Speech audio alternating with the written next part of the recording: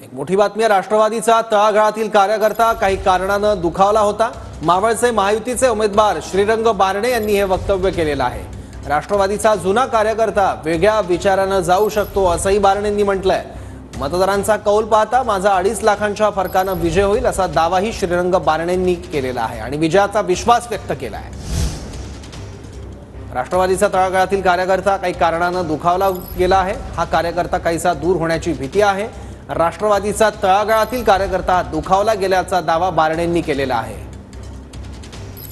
आपण काय सांगाल, मतदान झालेले आता वाट बघताय तुम्ही 4 जूनची, मात्र त्याआधी तुम्ही एक अंदाज काढलेला आहे। त्या अंदाजामध्ये 2.5 लाखापेक्षा अधिकच्या मताधिक्यांनी तुम्ही या ठिकाणी निवडून येत आहे। त्याच ठिकाणी तुमचे विरोधी उमेदवार पाहिले तर 1,70,000पेक्षा अधिक मताधिक्यांनी निवडून येणार असल्याचा दावा केलाय।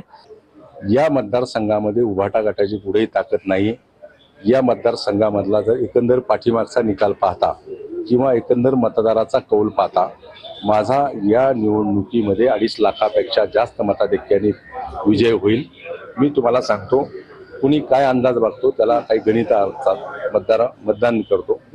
चिंचवड विधानसभा आणि पनवेल विधानसभा हे 2 महानगर, मोठी महानगर असलेले 2 विधानसभा मोठे आहेत आणि या मतदारसंघामध्ये चिंचवड विधानसभा मतदारसंघामध्ये मला लाखापेक्षा जास्त लीड मिळणार आहे। जवळपास पनवेल विधानसभा मतदारसंघामध्ये मला 70 ते 80 हजाराचं लीड मिळणार आहे। हे लीड पुढे तोडू शकणार नाही समोरचा उमेदवार। आता 2019ला पार्थ पवारांचा तुम्ही त्या ठिकाणी पराभव केला, कुठेतरी राष्ट्रवादी काँग्रेस फुटला पाहायला मिळाली, त्याचा कोण परिणाम या मतदारांवर होईल असं वाटतंय? मी तुम्हाला सांगतो, या निवडणुकीमध्ये अजितदादा पवार, पार्थ पवार यांनी माझं काम केलेले।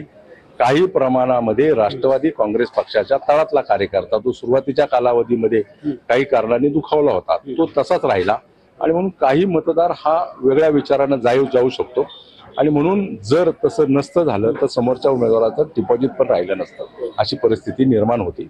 हे सगळे विचार करता आपण या निवडणुकीमध्ये मोठ्या मताधिक्याने विजयी होतो। रणजित जाधव, TV9 मराठी, पिंपरी चिंचवड।